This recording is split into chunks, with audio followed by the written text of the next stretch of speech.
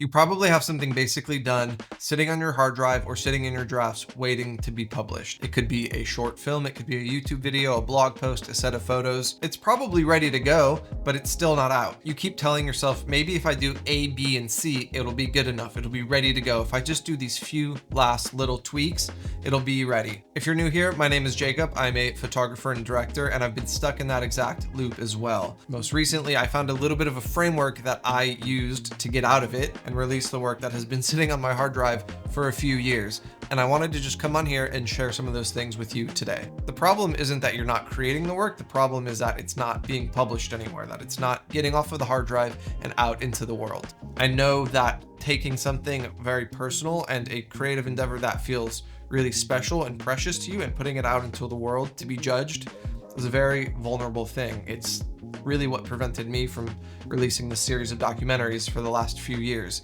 And the documentaries are short, they're not that involved, but I still just continued to find excuses to not put them out there. So I really understand. And I understand how you might feel stuck and frustrated. You know you should be shipping the work, you know you should be publishing it, but you keep tinkering with it. You say, maybe if I just do this one more little thing, if I spend 3 more hours on this sound design or 3 more hours editing this photo, then it'll be ready. So I know there's that guilt of like, why can't I just do it? Why can't I just put my work out there? And work that never ships never helps anyone, and work that never ships never offers an opportunity for growth and for you to learn a lesson.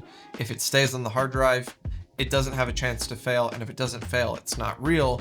So you don't really have an opportunity to reflect on what worked and what didn't work, and that is exactly where I was stuck. So step 1 in shipping your work, and in this little framework that I'm trying to create for myself, is defining what good enough is. And that can be anything. You have to find and define what it is. It could be, is the message clear? Yes. Okay, this is good enough. Do I have the shots in this needed to tell the story? Yes. Okay, good enough. You know, I think this is where you could kind of get lost in this perfectionism, is like, yes, I have all the shots, but what if I had that extra little shot? Wish I would have had a detail shot here. Wish I would have had a wide shot here. Well, you don't. You have what you have, and yes, you can go back and redo it, but I think there just needs to come a point where you can say, okay, yes, that might be nice, but it's not beneficial, and this is good enough. So I'm gonna get it out there.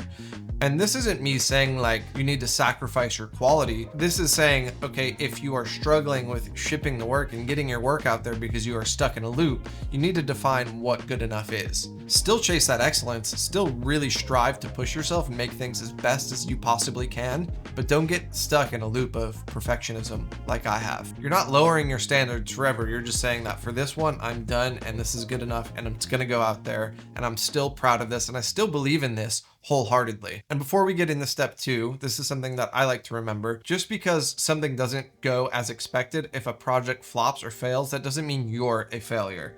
This is really where a lot of the growth is going to happen in our lives and in our journeys as a creative, no matter what you do. So go out there, put it out there, and if it doesn't work out, it doesn't mean you're a failure. It just means that this one thing failed. There's a lesson to be learned in everything, good or bad outcomes. So some of the things that are at stake is that the project stays on your hard drive, nobody ever sees it, and you don't learn from it. And you don't learn any lessons from actually putting it out there and it flopping. You don't get feedback, you don't grow. A year from now, you might be stuck in this loop. If you don't get out of it now, you'll continue to create projects that nobody will see. So even if the film isn't perfect or how you wanted it to be, or you felt like you have to go back and keep shooting, just finish it up and release it and make the next one better. Once you do that, once you complete that cycle, something will happen inside of you and you'll realize that you are a person who can complete the project. You can go from start to finish and back over again and start something new. So for me, once these documentaries went live, even if they don't blow up or change my life, they become real and they become a chance for me to learn from my mistakes. So step 2 is pick a ship date. Pick a date that you're gonna commit to and hit publish. This is going to require you putting a date on your calendar, setting something that you are accountable to, that you will do no matter what.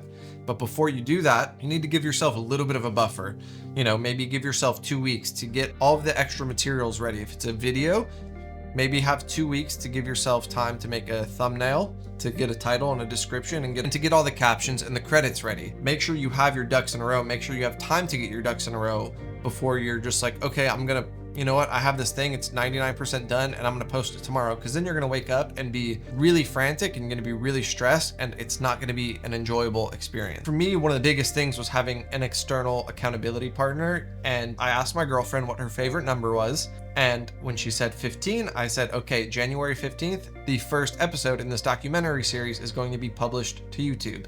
And that was about, I think, 3 weeks out from when I initially asked her. So what I did was I made a checklist of all the things that needed to happen before I hit publish. I had to make a trailer, I had to make a thumbnail, I had to figure out the description and the title and everything. And once I did that, I knew that it was ready to go. And even with the thumbnail, I had to define what good enough was and let it go. I gave myself a deadline on the small things that were a part of this project too. And I was able to do it, and I released it, and it flopped. And this is me kind of listening to my own advice. Yes, it's upsetting that it flopped, but I'm still taking the data and realizing, okay, something didn't work here and I need to go back to the drawing board. Let me look at the thumbnail. Let me look at the description. What are some things in here that really maybe didn't resonate with people, and try something new the next time. And maybe that doesn't work, but maybe the third or fourth iteration of that works. But I never would get to that fourth iteration if I didn't even post and publish this first one. So you got to do it. You got to grow. Growing pains are real. Nobody calls them growing pleasures. So just get out there and ship the work. Step 3 is a hard one, and I know it's something that a lot of people struggle with, but it's lowering your stakes on the performance of it, lowering your expectations on, okay, I really believe in this. I think this is such a good piece that, you know what, it's going to change my career. We have to kind of dial things back, right? Like, of course we want that to happen. There's a desired outcome, but for me, that would really ruin the cycle and the path for me, because I would have something I was really proud of and I'd be like, oh, this is going to be the thing that does it. And then it doesn't do it. And then I get paralyzed and I don't make anything for so long. And then I'm like, well, I tried that once. It didn't work. I'm going to move on now. That is just unhealthy, and that's not how we're going to grow. So lower your stakes on what the performance is going to be, and maybe change your perception on what successful is. Maybe you define success as, I finally published this thing I'm so proud of, and I'm so happy it's out into the world and off my hard drive, and that it's done. Sometimes you just got to get out there and post the thing and not think about the results. Really come back to it and come back to a, why am I doing this in the first place? What is your why? And focus your success on your why. Did publishing your work satisfy what your why was? Yes. Okay, this is a success. And just remember that, like, we got to be in this for the long haul. And something I've been reminding myself a lot of lately is that my favorite artists, my favorite creatives, photographers, directors, whoever it is, they didn't strike gold on their first release. I know sometimes it might seem like that, but there were probably so many iterations, so many failures before they got that big break, before they got their hit. So just remember that, like, whoever your favorite creative is, their first thing wasn't the thing that you know them for. They tried and failed a lot more than you probably know. So give yourself some grace and realize that it's going to take a lot of hard work and a lot of perseverance to get where you want to be. So this brings me into number 4, which is ship the work and then analyze. Don't analyze everything and then ship it, because you don't really have any real data points, right? You don't have views, you don't have any metrics, and you don't have real world feedback of what didn't work and what did work. You just have your own ideas. And I know this is hard to hear for a lot of us, but we don't have it all figured out and we don't know everything.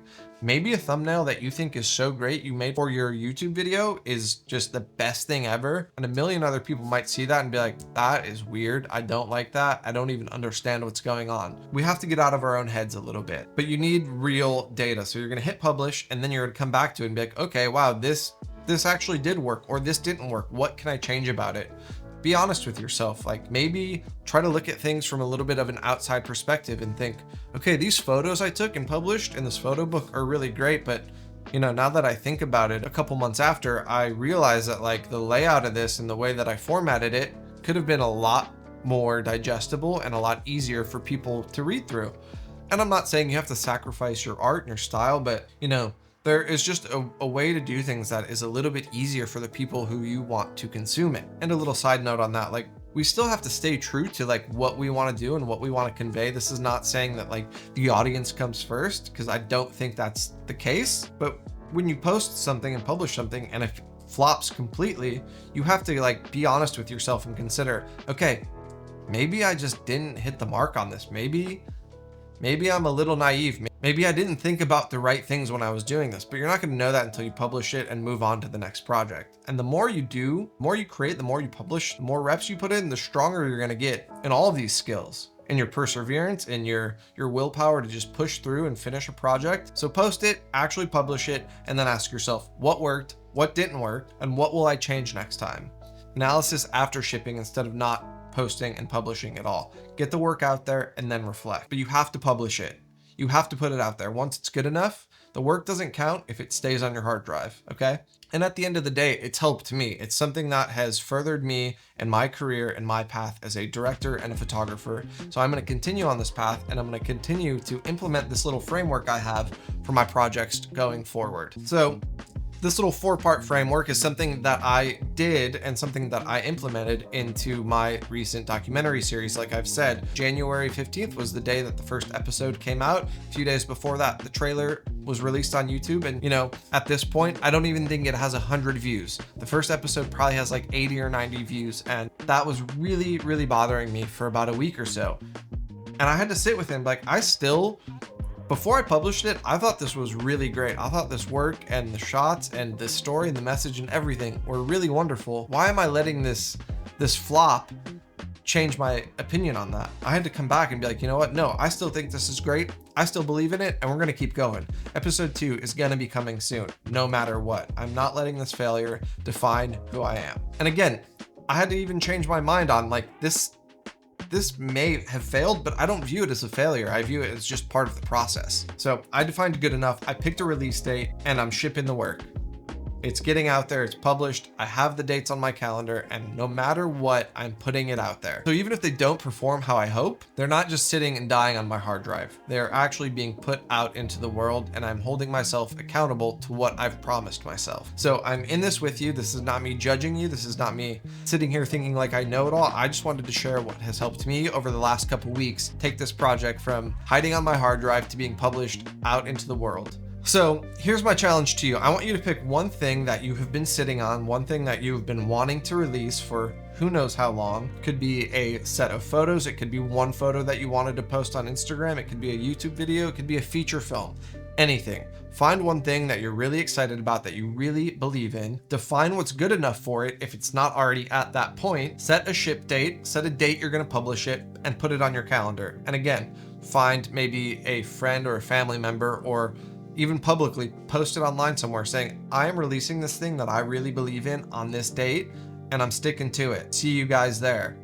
And then do it. So I am excited for you. I think I've been really empowered by kind of creating this little bit of a framework in my process, and I think it will be beneficial and helpful to other people. I would love to know what you guys are going to publish and ship this week, so leave a comment below, and maybe this can be your little accountability action that you're going to post in the comment saying, I'm going to release my film on February 20th, and you'll have a place for it publicly, and it'll be in the back of your head like, oh, Jacob knows I'm posting this. I'm gonna make sure that I come back here and share the link with him so he knows that I did it. I would love for you to do that.